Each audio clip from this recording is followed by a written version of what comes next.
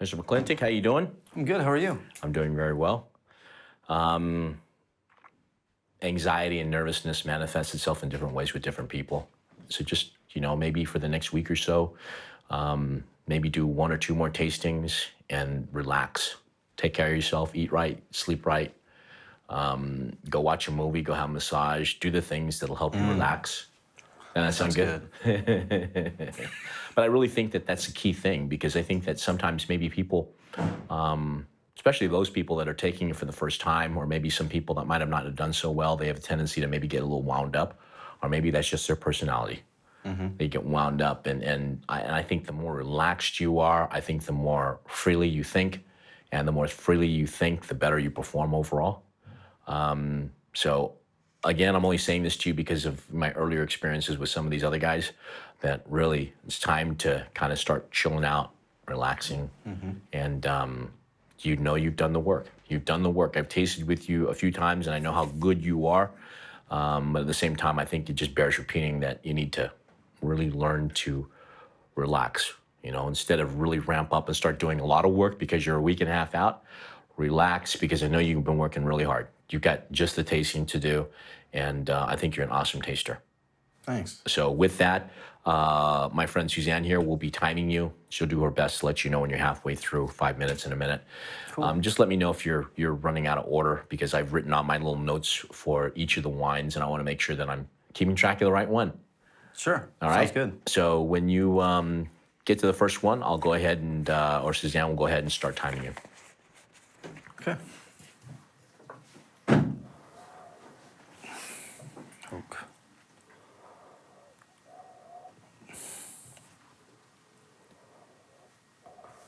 Reduction.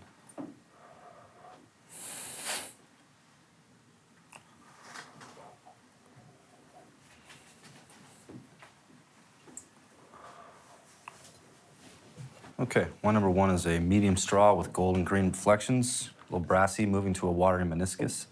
The wine is day bright, no evidence of gas, floccants, or sediment. Concentration is medium, and viscosity is medium plus on the nose. Clean sound wine, there's a moderate plus intensity of aromas. The wine is youthful, perhaps some suggestions of development. There's a typical baked apple lemon curd profile here. Baked yellow apple, lemon curd, a little bit of pineapple, white peach, like orchard peach. There's a touch of banana, a little bit of white florals, hawthorn, acacia. Appears to be some oak on this wine, some vanilla, some cloves, cinnamon, baking spices, indicating the presence of moderate new oak usage. There's a little butter, a little mushroom, a little truffle, a little hay, a little straw, chalky limestone minerality. This nuttiness, like a blanched almond, oxidative character. This is medium plus complexity on the nose, palate.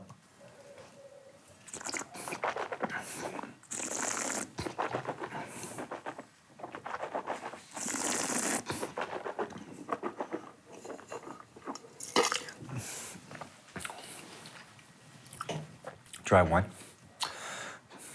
medium plus body. Alcohol.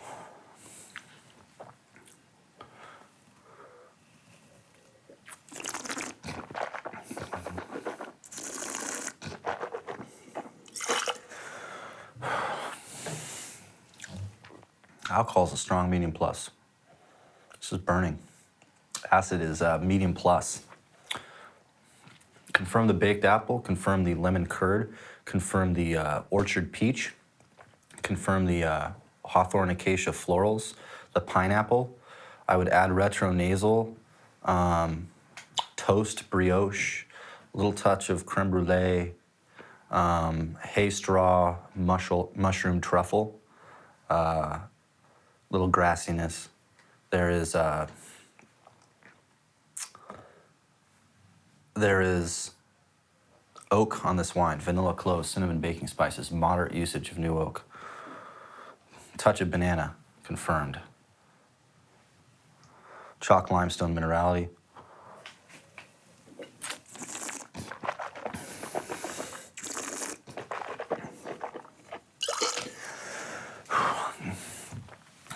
plus complexity, well balanced, and has a long finish. Initial conclusion.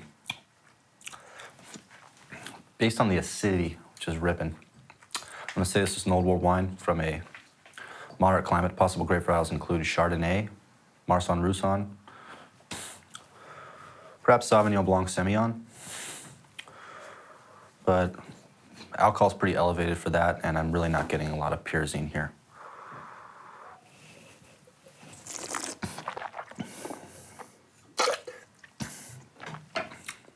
Final conclusion, this is Chardonnay from France.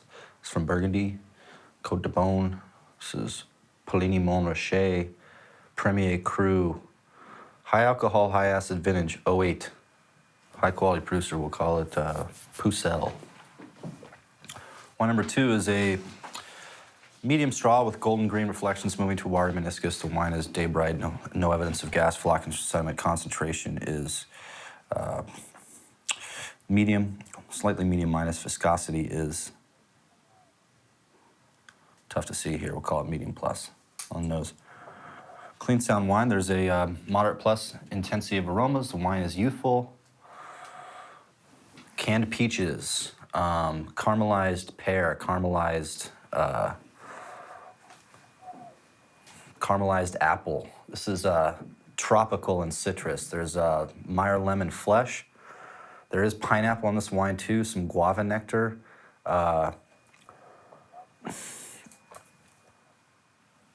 There is white and yellow flowers, a touch of honeysuckle, a little gardenia and jasmine, mandarin blossom on this wine. There is lees on this wine. There is a cheese rind character. There is a blanched almond, leesy cheesy. Doesn't appear to be any new oak on the wine. Touch of spearmint underneath. Kind of a chalky whetstone minerality here. Medium plus complexity palate.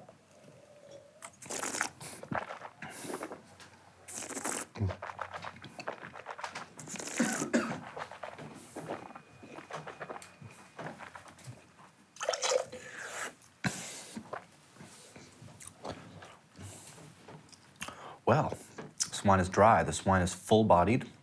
The acid is medium minus. The alcohol, changed my viscosity to high. The alcohol's high.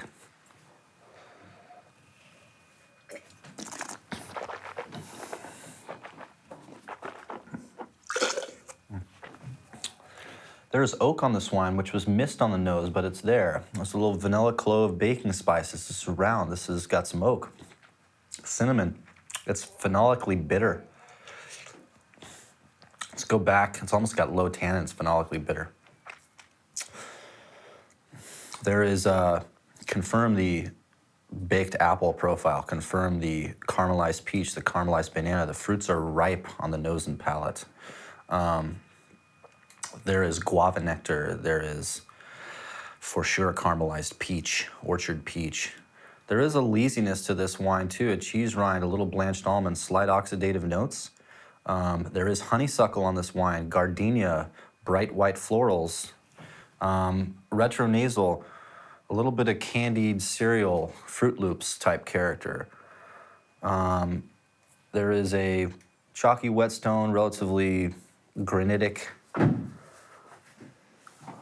minerality, a hint of spearmint. This is medium plus complexity. It's well balanced and has a long finish. Again, driven by alcohol and a touch of oak.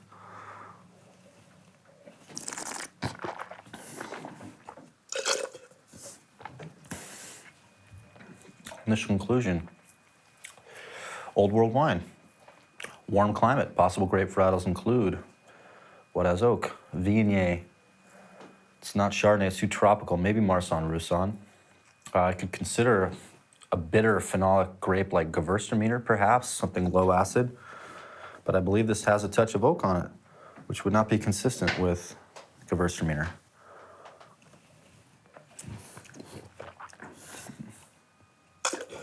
The minerality's there. I can't really call this domestic Viognier.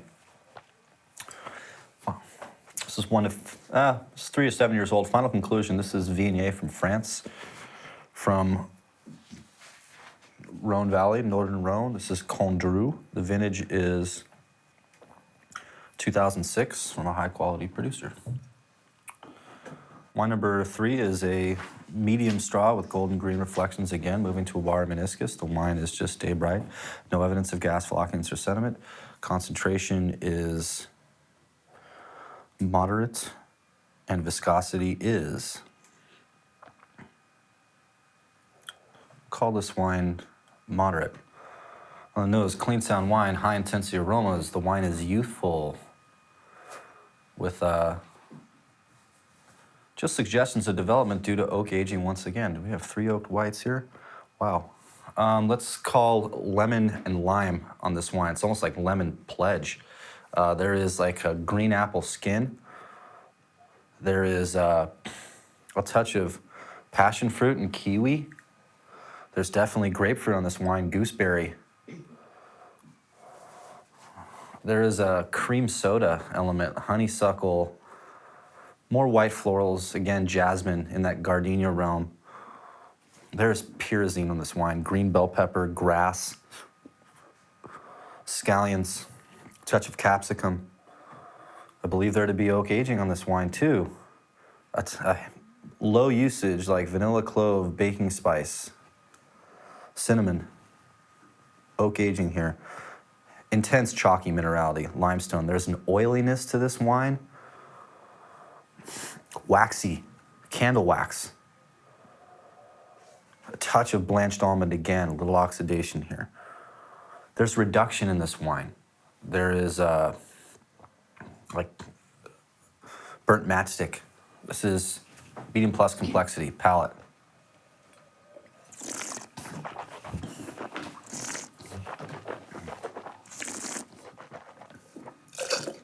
Dry wine. Body's medium. Alcohol is a strong moderate. Acid's high. Confirm the lemon lime, the grapefruit, the green apple skin, a touch of pear, retronasal like poached pear. There is some underripe white peach in this wine. Little kiwi passion fruit profile, some tropicality. We got some elderflower retronasal, a little bit of gardenia jasmine florals. There is grass, there is pyrazine, like a mintiness on the nose and palate. Scallion reduction on this wine. This is got that burnt matchstick character. There's an oiliness, a waxiness on the palate. There's chalk limestone minerality. Confirmed new oak, vanilla, cloves, cinnamon, baking spices. This wine is moderate plus complexity. It is well balanced and has a long finish. Initial conclusion, I'm in the old world again. Cool climate, possible grape varietals include Sauvignon Blanc Semillon blend, Chardonnay, Marsanne Roussanne, but with pyrazine, there's only one thing I can call here.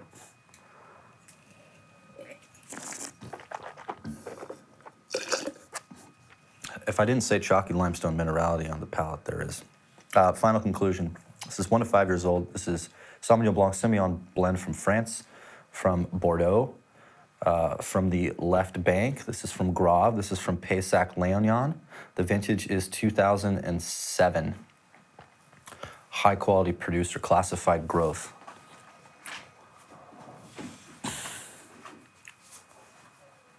Slightly raisinated. Anise.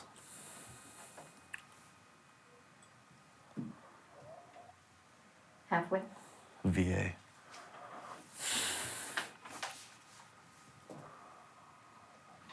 Meat.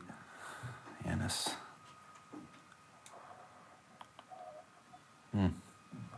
All right. Wine number 4 is a medium ruby, moving out to a lighter ruby rim with medium rim variation. The wine is just bright, no evidence of gas, flocculence, or sediment. Hint of garnet at the edge. Concentration is medium. It's relatively opaque. Viscosity is, I don't know why I can't see viscosity on these glasses. It's hanging up there, we'll call it high. On the nose, clean sound wine. There's a moderate plus intensity aromas. The wine is youthful, suggestions of development. There is a black and red profile here. It's like black and red currant, fig, prune, raspberry, cherry. Fruits are kind of stewed and raisinated. A touch of VA, maraschino cherry liqueur, some kirsch. It's a cure-like aromas. This has got like a red rose potpourri florals. Tough to know if there's any new oak because that raisinated fruit can almost seem like vanilla and baking spices. Perhaps I detect a little bit of cinnamon and smoke, some cloviness here. There's an herbal quality to this wine, a touch of red licorice and anise, a little caramelized orange peel, some clay, some iron, spiciness, some black pepper for sure, some sagebrush. This is, it could be some garrigue here. This is some moderate plus complexity palate.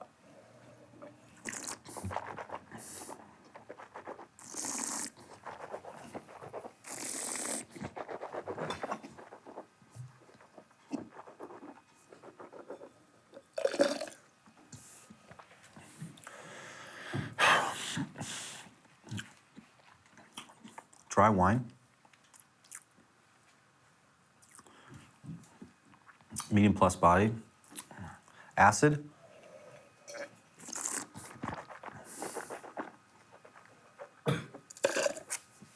Acid's a baby medium plus. Tannins is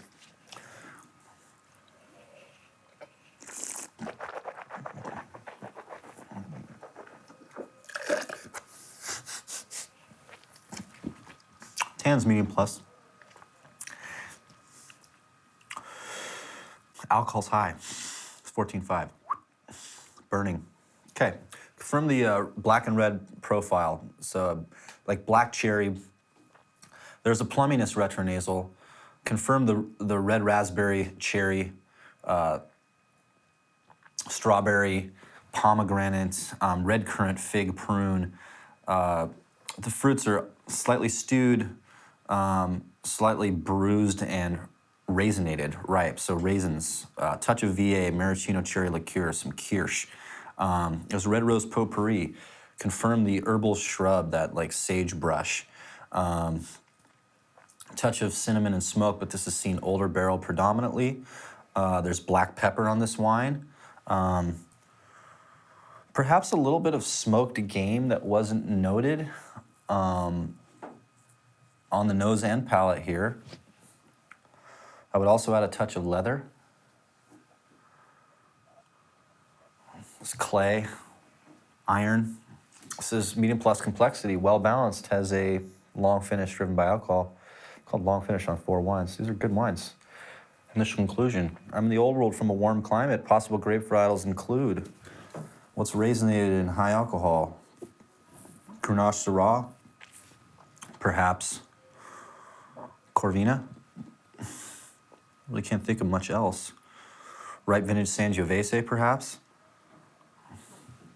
Rioja without the oak, but I don't get American oak on this wine. So, age range here is 3 to 7 years. Final conclusion. This is Grenache Syrah blend from France, from the Rhone, from the southern Rhone. This is 2006. Seems a little acidic for Chateauneuf-du-Pape. We'll call it Gigondas from a high-quality producer. Okay, wine number 5 is a medium ruby, fading out to a lighter ruby rim with medium rim variation. Hint of garnet at the edge. The wine is day bright, no evidence of gas, flocculence, or sediment. Concentration is medium, slightly translucent, and viscosity is... Oh, these glasses. What's going on here? Call it medium plus. Nose, clean sound wine. There's a moderate plus intensity aromas. Wine is developing. This is Black and red fruit again. A little more of a plummy character. The fruits are dried and dusty. I get pomegranate cranberry, some sour cherry, some black and red currant, some black plum. Again, similar florals as the last wine. Red rose potpourri. A little bit of more anise coming through on this wine.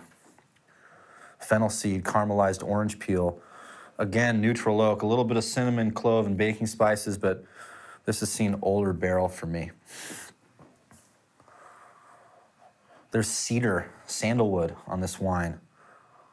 Some like rosemary, sweet herbs, thyme, oregano.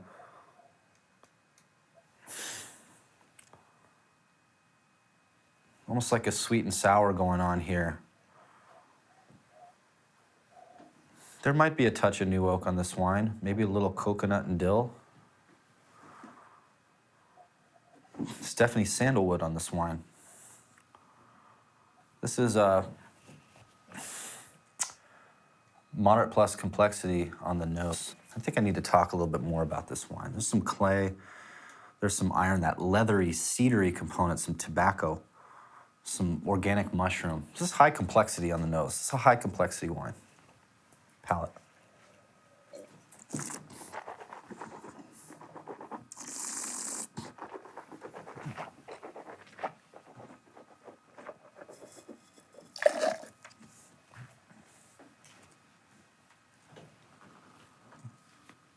Dry wine. Medium plus body. Alcohol is 5 minutes. a strong medium plus. Acids medium plus, tannins high. Confirm the black and red profile, black plum, red raspberry, cranberry, pomegranate, dried and dusty fruits, some plum, black cherry, the red rose potpourri again, anise, fennel seed, caramelized orange peel, thyme, rosemary, cedar, leather, tobacco, sandalwood, a little cinnamon, clove, perhaps some sweet and sour and some coconut on this wine. This is moderate plus complexity, is well balanced and has a long finish. This conclusion, I'm in the old world from a moderate climate. Possible grape varietals include Sangiovese, Tempranillo from Spain and Italy. Age ranges, again, 3 to 7 years. Call it 5 to 10 years.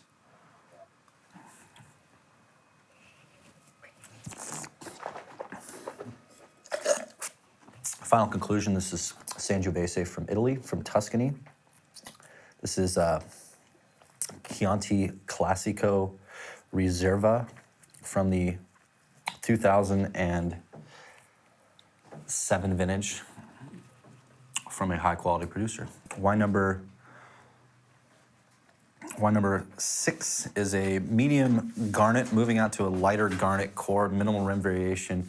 Wine is just bright, almost dull. Concentration is medium, viscosity is medium plus. On nose, clean sound wine, high intensity aromas. The wine is youthful with suggestions of development. Again, similar profile. Sour cherry, cranberry, plum, raspberry, a lot of VA, a lot of anise, lavender and rose florals. There is caramelized orange peel, same notes. This is a little bit more pretty and lifted though. There's cinnamon and clove, but predominantly older oak. There's a touch of cedar, clay and gravel. There's thyme, oregano. This is medium plus complexity.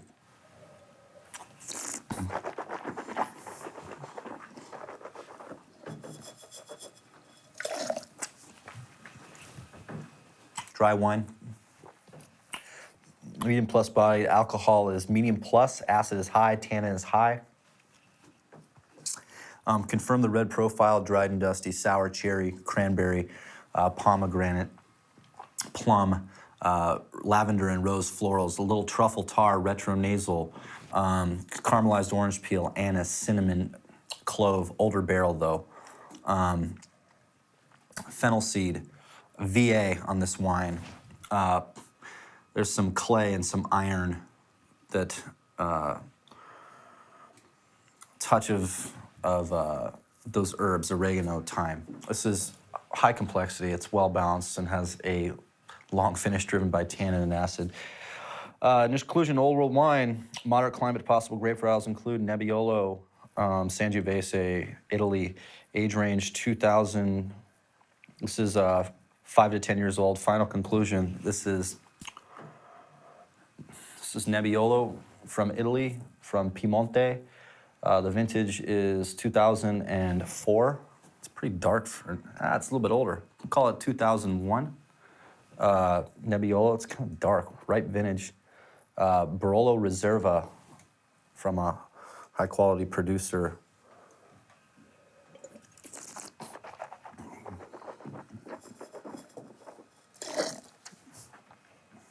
Pretty dark for Nebbiolo, but everything about it. Whew, bone crushing tannin. Either Brunello or Barolo, but that is Barolo tannin for sure. This is meatier and bloodier. Add meat and blood, retronasal in this wine. Whew. I'm gonna stick with it. Again, I thought you did an awesome job.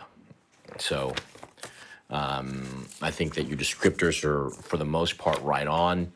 I really don't have much to say. I mean, I thought that a lot of your descriptors were right on. We'll just go real quick and show you what the wines are. Wine number 1 and wine number 2. He gave me that word. I like that word. What's that? Retronasal. It sounds fancy. No, this guy knows what he's talking about. He said retronasal. I came in because I watched him do it. That was good.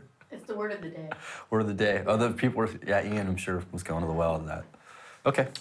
Shut up But now. wine number 1 and wine number 2, I put them side by side on purpose because I thought that they had a lot of similarities. But I think you would agree that the white wines all had similarities and the red wines all had similarities. For sure. Because I want you to work through it. Because I know that you're working with other masters as well as other people, and they're giving you wines. And when you do them in a different kind of setting other than what it is here, a lot of times they're a lot easier to spot until you put them side by side. Mm-hmm. All right, so this is what wine number 1 was. Okay. Was hedging it. But to me, the wine,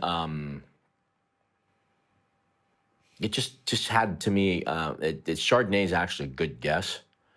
Is that what you guessed? Alcohol was too high. This is high alcohol. You said, I think you said Chardonnay, right? I Or said, yeah. You Chardonnay, okay. But Chardonnay can be high alcohol. Yeah. You know, I mean, it can be in warm vintages. I mean, so it's not a bad guess. Actually, I think that a lot of people thought it was Old World Chardonnay. I called it that. Okay, so not a bad guess. I throw this in here because a lot of times people get comfortable and then they don't consider some of the other things, because I think there's subtle differences that draw this from Old World Chardonnay. Right. Because I don't think that it has enough of that nuttiness in it. To me, it's more almost like oatmeal. Mm-hmm. You know, it's definitely got a granitic edge to it. I didn't get as much of the nuttiness on the wine. There's some nuttiness in there. Mm-hmm. But to me, that oxidative component comes across as being more like oatmeal or mealy. And everybody has their own way of identifying the wine, but that's just mine. So with that in mind, and again, when somebody calls a Chardonnay, they're hard pressed to call wine number 2 a Chardonnay. But this is what wine number 2 is, and you might be familiar with this. Oh my God. Oh my God. This is a wine that for you didn't have much oak on it. Is this happening right now? I don't know, you tell me. Is this happening right now? I can't even believe that just happened. But what I'm trying to do here is trying to get you to focus on the minutia, you know, the little things.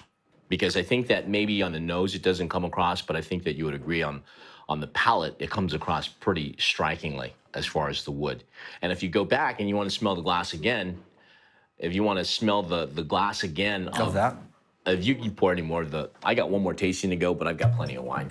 Brian, why is it strange that you missed that one? Because I sell it. Say it in a full sentence. I sell this wine and I miss this wine. You're in good company. You don't worry about it. You weren't the only one. Yeah. So smell the wine number 2 first before you go to wine number 3. Smell wine, no. Go to wine number 2, then go to 1. Smell how smoky and oaky this wine is. Yeah. It's vanilla, butterscotch. You know what happened? I wasn't in Viognier territory. I don't even know where I was, but I got some tropicality on the nose. When I got to the palate, the acid was so low. Immediately, I just went to Viognier. Well, I think that about the Chard. acid's higher than you think it is. I think it's medium plus. Wow. You know, taste wine number 2 and then see how long it takes the saliva to come to your mouth. Because I was actually kind of surprised at that. You know, the wine comes across as being higher acid than really a lot of people give it credit for. Because if you taste the wine and, you know, you spit it out, the acid, the saliva comes back to your mouth pretty quickly.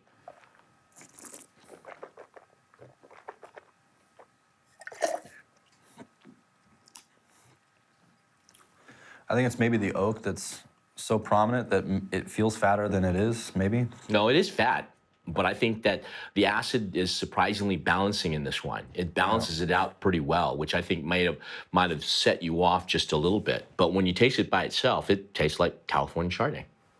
Tastes like California Chardonnay. Okay, so, but you're right down the line with this wine. You did really well with this wine. I liked everything that you said about the wine. From the sight to the smell to the taste, I liked everything that you said about it, because that comes down to it.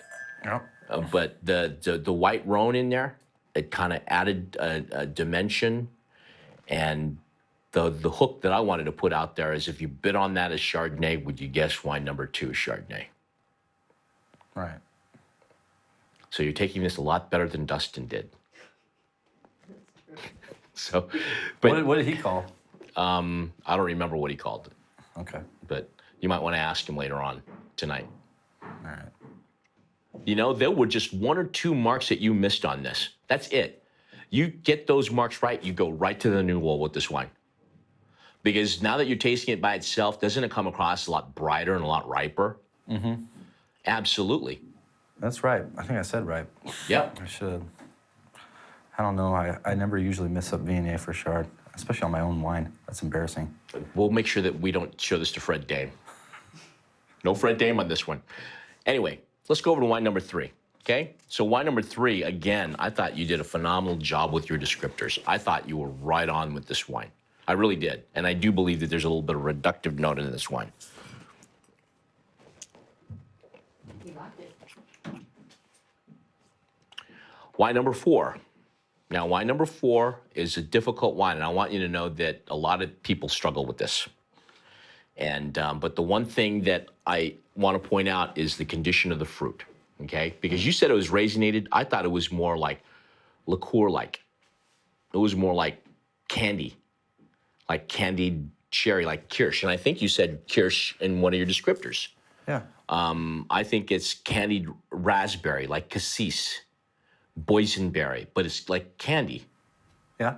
And you put in some of these other things in here, the herbaceousness, the sage, but the alcohol is most definitely high. It's 15% alcohol. But I don't really get a lot of that you know, herbal scrub or herbe de Provence in here. You know, it's got a New World style to it, doesn't it? I was not in the New World on this wine. This is what wine number 4 was. Oh. But you're right there with Grenache, Syrah, Mourvedre. Okay. You're right there with that wine. Okay, let's go to wine number 5. Now, wine number 5, I thought you were going to go there because you started to mention some dill and some coconut, and you described this thing to a T. To be honest with you, I can't find. It's so Rioja. It's ridiculous. I can't find fault with what you said with this wine. The only thing I can find fault with was what you thought it was. Because I think it comes across as stewed fruit or cooked fruit, cooked sour red fruit. I don't think it's really dried. I don't really think it's raisinated, a lot like what you would get with Chianti, but it has a lot of Chianti characteristics in it, doesn't it? Yeah, that's But really not quite there just yet. And when you said the dill and the coconut, I said, you know, I didn't even get that much in there, but I did get the dill. And for me, it was more like mocha powder, like little hints of chocolate in it, which kind of belied the use of oak. Because what this wine is, that's real. it's a Reserva level. So not quite as much oak as you would get with Grande Reserva. I mean, it's Totally got fair wine. It's sweet and sour there. It's that sandalwoody. it's got that that thing. bready, barnyardy, sweaty leather type of aroma. Cheers. Okay. But again, I thought you did really well with everything. I mean, the whole descriptor and everything is right. You're right there. I mean, you really did a great job of describing this wine because pretty much everything that you said it was, I thought it was. So let's go to the last wine. And again, one of the things I think you missed a little bit is it's got a slight garnet orangey hue to it on the edge. Yeah. So other than that, I think I was really, pressed for time, and so I was like, I don't really have anything to complain about here other than the fact I thought there was a little bit of leather note in here. okay. Okay. But other than that, I don't really have anything to complain about or criticize you for because this is what the wine was. 04 Barolo. I changed the vintage. I called it 01. My first instinct was 04. It's funny. Cool. I hope you don't leave this disappointed because I thought you did an awesome job. I'm on suicide watch right now. I'll be all right. I'll be all right. Everything that you said, that your descriptors are spot on. I don't have anything to complain about, and I think you exceed where you need to be because I always thought this the first time I tasted with you that I thought that you were an awesome taster. And my recommendation to you is that you just lay low for a week. Maybe do a couple more tastings as you get towards the end of the week, but then come Sunday when you fly out, just shut it down, relax. You know, you're working, you probably got loose ends to tie up before you leave. So take care of those. Do some things that are going to distract you. Go to a movie, you know, go out with your wife and go to dinner or something like that. But do those things that are going to get you removed from this because I know that as you get closer, you know, the time. Great. Yeah, that one's awesome.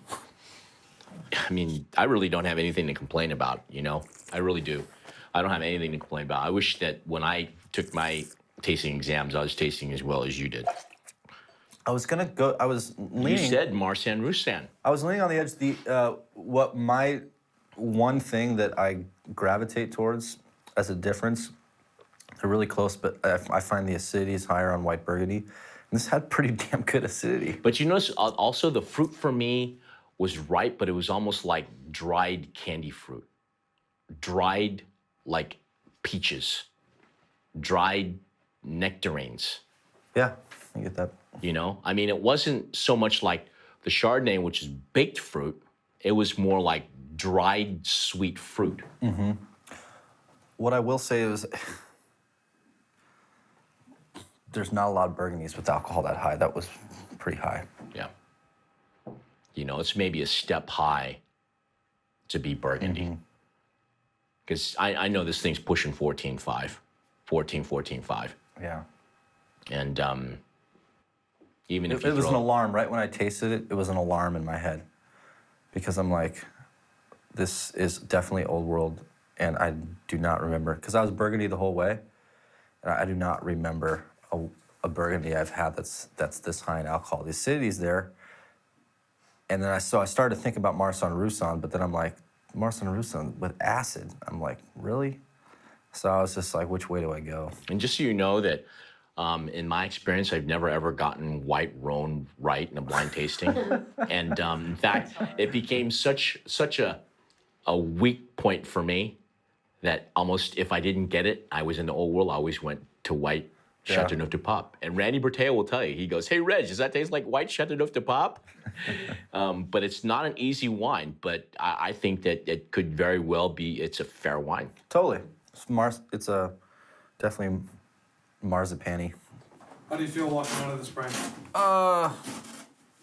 You know, it's you can choose to be in the hurt box or you can choose to learn from it. You know, this isn't game day.